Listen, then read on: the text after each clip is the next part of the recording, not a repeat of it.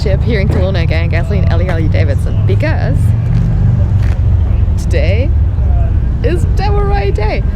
Sadly, I missed the first run, but it doesn't matter. We're jumping on all the new bikes. I think they have 18 different ones to try, which means we're going to be very, very busy. Corinna, hit the highway. Thanks! Am I good for the Nightster or no? The Nightster? Yeah, I think Mary just rode it. Let me just double check with her. Okay. The Nightster it is. Oh man, way smaller.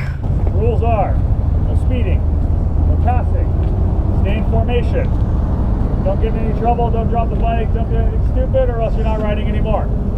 You guys seem like troublemakers, so I gotta tell you this.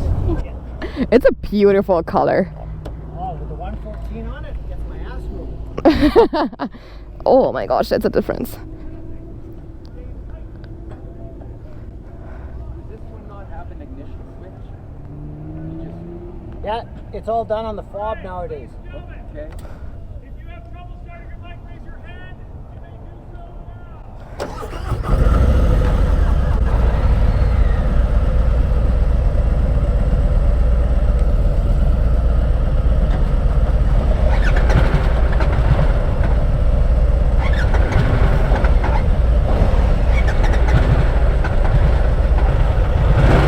Okay, here we go.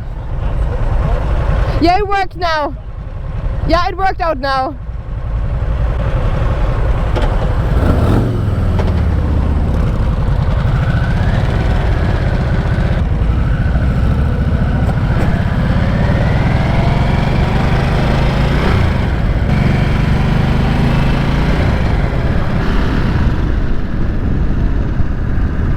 Okay, I have a hard time reaching the indicators with my thumb. And I feel like a taco. Oh my god.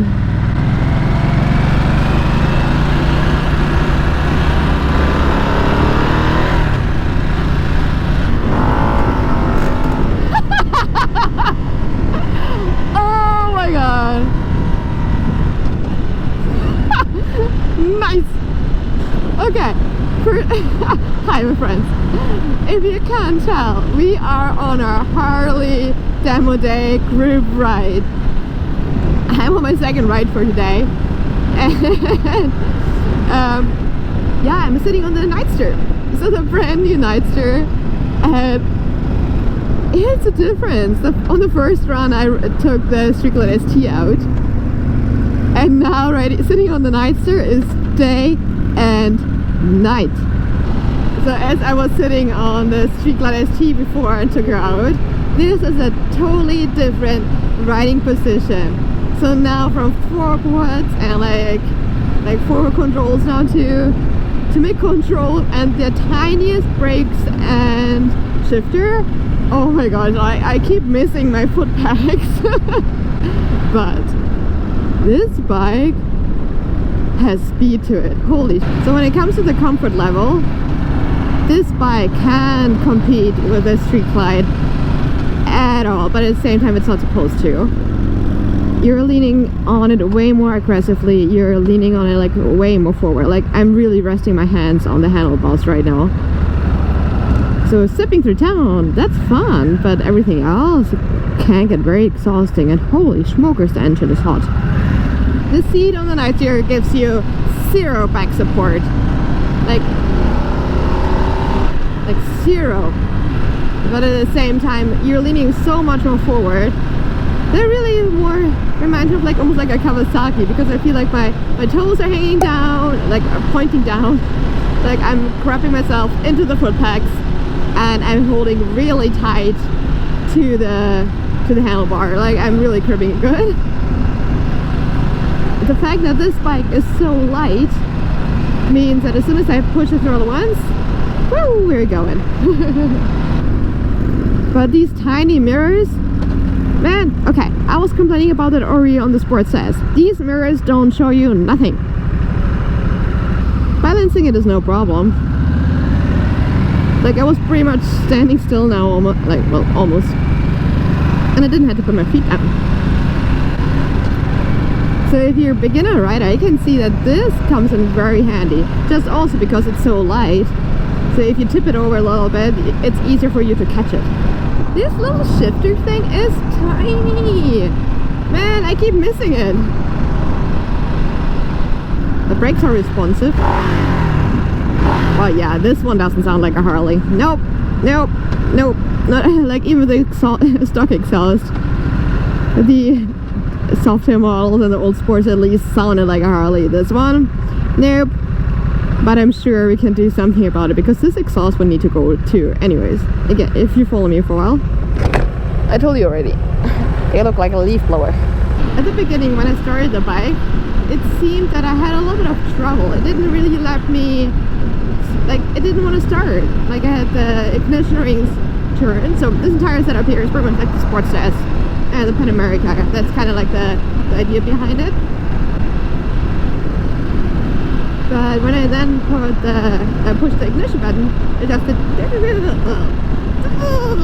so I didn't want to start, which already made me freak out when you hear all the engines around you starting to rumble and you can't get yours started. That's panic. Okay, I want to fall back here a little. I want to do a little bit of a swivel.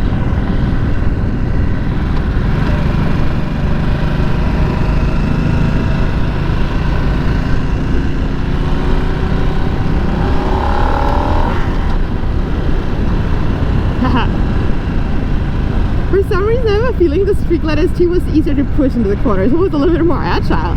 Is it just me imagining that now? Or let me actually leave a comment down below if you had a chance to ride both yet. If you had the same experience. Because that was just, what was strange. Like you really had to push it hard.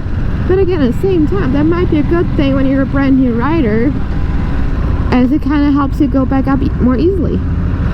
And we're stuck behind the truck. Phenomenal. I keep missing this stupid thing. Beauty, beauty, beautiful. Okay, yeah, for this one you definitely want to go a little bit more aggressive into the corner. So I can see with this one that you're speeding quite a bit. Well, if you choose so. Not that you're supposed to. A little disclaimer, do not speed. But you could. Yeah, no, even just riding with one hand is a little bit more relaxing, but at the same time it feels weird. Because you don't have the support in the back to kind of like push you back into it. Oh, that's a sport mode now. Let's see how that one pulls. Like I think I was just in street mode before with this little road there on my screen. And now it's in street, so it should theoretically be more responsive. This bike is very narrow, so if you're a shorter rider, or like a real short rider, that can be comfortable.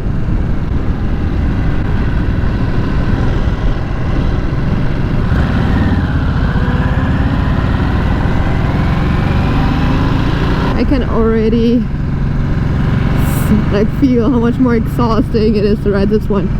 It's not as comfortable as the Baggers, hands down, but also to be fair, that's not really a surprise. Corner.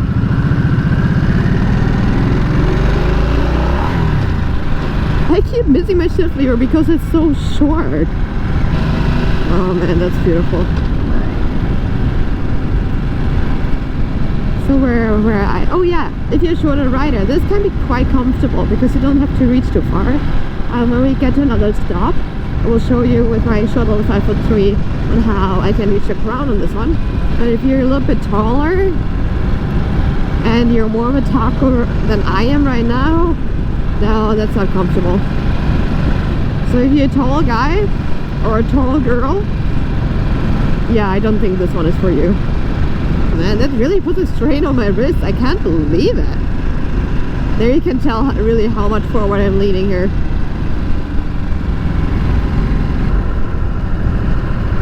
Again, I have struggled to reach my little indicators.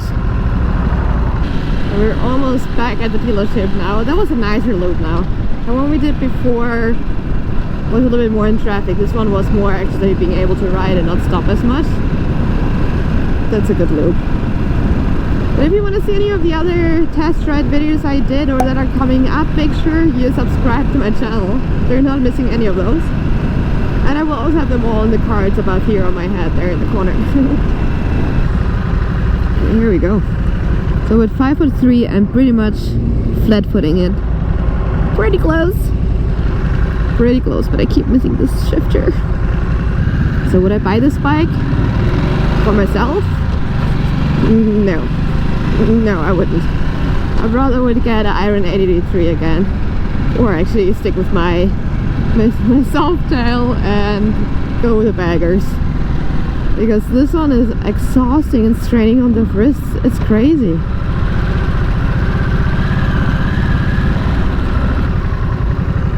Yeah, I can't reach it with my thumb. My thumb is too short.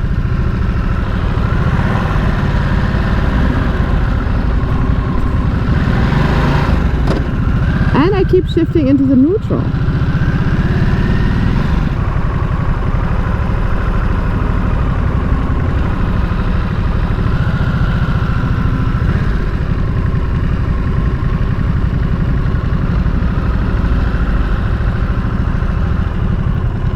And that is it. Alright. Let's now try to shift it into neutral. Seriously? There we go. Turn her off. Kickstand down, and that was it. There you go.